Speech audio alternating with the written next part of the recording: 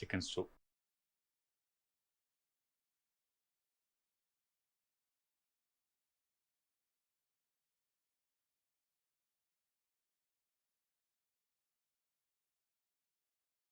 நம்ம சிக்கன் ஸ்டூ ஆல்ரெடி நம்ம அம்மா சமையலில் பண்ணியிருக்கோம். இருந்தாலும் இன்றைக்கி நான் பண்ணுற பக்குவம் பார்த்தீங்கன்னா, இந்த உருளைக்கிழங்குலாம் போட்டு பண்ண போகிறோம். கொஞ்சம் ஸ்லைட்லி சேஞ்சஸ் இருக்கும்.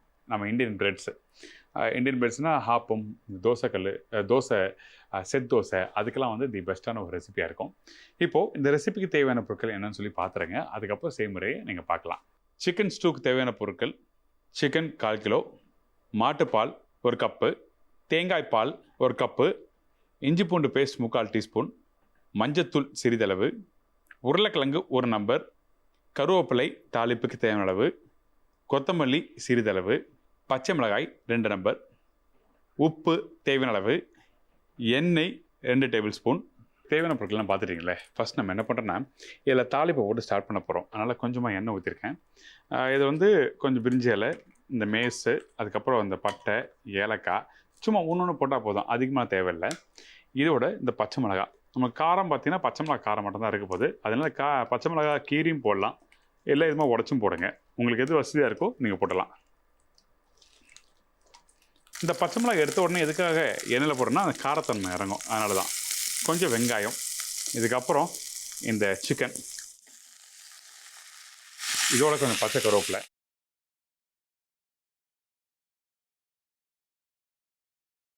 நம்ம வந்து அந்த தாளிப்போட இந்த சிக்கனை நல்லா மிக்ஸ் பண்ணுறோம்.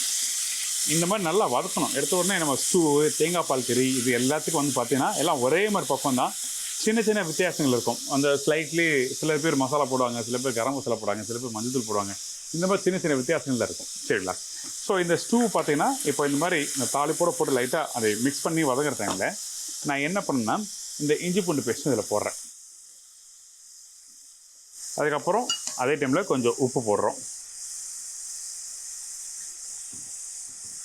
இந்த உப்பு போட்ட பிறகு இப்போ நம்ம என்ன பண்ணுறோம், இந்த சிக்கனை வந்து இதில் வந்து நல்லா வதக்க ஆரம்பிக்கிறோம். சரி, இது எதுக்காக இப்படி நல்லா வதக்கணும் அப்படின்னு சொல்கிறேன்னா காரணம் இருக்குது. ஏன்னா அப்போ தான் வந்து அந்த சிக்கனில் வந்து அந்த காரத்தன்மையாகட்டும் இல்லை தாளிப்பாகட்டும் இது எல்லாமே உள்ளே இறங்க ஆரம்பிக்கும். இப்படி பண்ணாமல் நம்ம டேரெக்டாகவே வந்து எல்லாத்தையும் ரெடி பண்ணிவிட்டு லாஸ்ட்டு சிக்கனை போட்டிங்கன்னா இன்றைக்கி சாப்பிடும் போது சப்புன்னு இருக்கும். ஏன்னா இது நான்வெஜ் ஃப்ளேவர்லாம் வருது, அந்த சிக்கன் சாப்பிடும்போது அதில் ஒன்றுமே இல்லையே, ஒரு காரம் இல்லை, ஒரு உப்பு இல்லை, எதுவுமே இல்லை, நல்லாவே இல்லையே அப்படின்னு சொல்லி ஃபீல் பண்ணுவீங்க.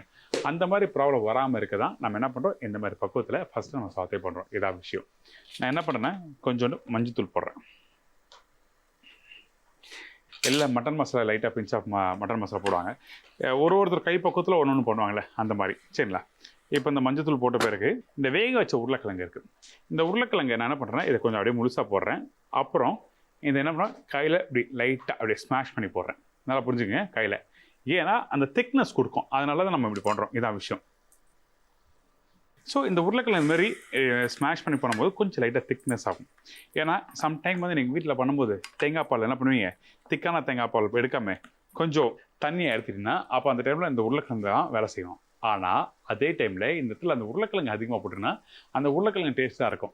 ஸோ இதில் முக்கியமாக வந்து டேஸ்ட்டு அந்த ஃப்ளேவர்ஸ்லாம் எதுன்னு வரணும் பார்த்தீங்கன்னா, அந்த சிக்கன்லேருந்து வரணும். அந்த சிக்கன் போன் இருக்குது பார்த்தீங்களா, அதுலேருந்து வரணும். அப்படி வந்தால் தான் இது நீங்கள் சாப்பிடும்போது நல்லாயிருக்கும். இதான் விஷயம். இப்போ ரெடி ஆகிடுச்சு. இந்த இடத்துல நம்ம என்ன பண்ணுறோம், சிக்கன் வந்து பார்த்தீங்கன்னா ஆல்மோஸ்ட் ஒரு 80% அளவுக்கு நம்ம வெந்து வந்துருச்சு. இந்த மாதிரி வெந்து வர டைமில் அந்த சிக்கன் வேகிறதுக்கு இது மாதிரி ஒரு மூடியும் போடலாம். இப்போ நான் இப்படி நல்லா வதக்கியே வந்து அந்த சிக்கன் நல்லா ரெடி ஆகிடுச்சு. அப்படியே ஸ்லோ ஃப்ளேமில் வேகும்போது நீங்கள் பண்ணாமல் மூடி போட்டு வேக வச்சுருங்க. இப்போ இந்த இடத்துல இப்போ ஒரு 70 to 80% ரெடி ஆகிடுச்சு. இப்போ வேக வச்ச பால் இருக்குது. இந்த பால் வந்து நான் என்ன பண்ணுறேன், இப்போ இங்கே லைட்டாக யூஸ் பண்ணுறேன். இது நான் டிஃபன் சாப்பிடல, நான் ரைஸோடு சாப்பிட்ணுச்சுன்னா அப்போ இந்த பால் யூஸ் பண்ணக்கூடாது. அதாவது மாட்டு பால் யூஸ் பண்ணாது, வெறும் தேங்காய் பால் மட்டும்தான் யூஸ் பண்ணணும். இதை ஞாபகத்தில் வச்சுங்க. சரிங்களா? இப்போ இது போட்ட பிறகு திருப்பி வந்து அந்த சிக்கன் வந்து நம்ம லைட்டாக ஸ்லோ ஃப்ளேமில் தண்ணி ஊற்றி குக் பண்ணோம்ல, இப்போ இன்னும் சாஃப்ட் ஆகிடும். இப்போ இது வந்து இன்னும் 2 நிமிஷம் கொதிக்கிட்டோம். ஒரு 2 நிமிஷம் வச்சு பார்க்கலாம். ஸோ இப்போ ஓப்பன் பண்ணி பார்க்கலாம். வேகும் போது அந்த குக் ஆகும்போது பார்த்தீங்கன்னா உங்களுக்கு வந்து அந்த சிக்கன் நல்லா சாஃப்ட் ஆகிடும், நான் ஏற்கனவே சொன்ன மாதிரி. இப்போ இதுக்கப்புறம் நம்ம என்ன பண்ணுறோம், கடைசியாக இந்த தேங்காய் பால் யூஸ் பண்ணுறேன். இந்த தேங்காய் பால் யூஸ் பண்ணும்போது அடுப்பை ஆஃப் பண்ணிவிடுங்க. நம்ம என்ன தான் திக்காக அரைச்சாலும் அந்த தேங்காய் பால் கொதிக்க அந்த பக்குவம் மாற ஆரம்பிக்கும். சம்டைம் வந்து நீங்கள் எண்ணெய் ஒரு டீஸ்பூன் அதிகமாகவும் இல்லை வேறு எதனா ஒரு காரத்தன்மை அதிகமாக இருந்தாலும் அந்த தேங்காய் பால் திரிஞ்சு போகிறதுக்கு வாய்ப்பு நிறையா இருக்கும். அதனால் நம்ம என்ன பண்ணுறோம், இதில் அடுப்பை ஆஃப் பண்ணிவிட்டு இந்த கொஞ்சம் கொத்தமல்லி போட்டு அதுக்கப்புறம் இப்படி நல்லா மிக்ஸ் பண்ணிவிட்டு எடுத்து சர்வ் பண்ணுறோம். நீங்கள் வீட்டில் பண்ணும்போது தேங்காய் பால் ஊற்றின பிறகு அப்படியே ஒரு மூடி போட்டு அப்படியே வச்சுருங்க. அதுக்கப்புறம் சர்வ் பண்ணலாம்.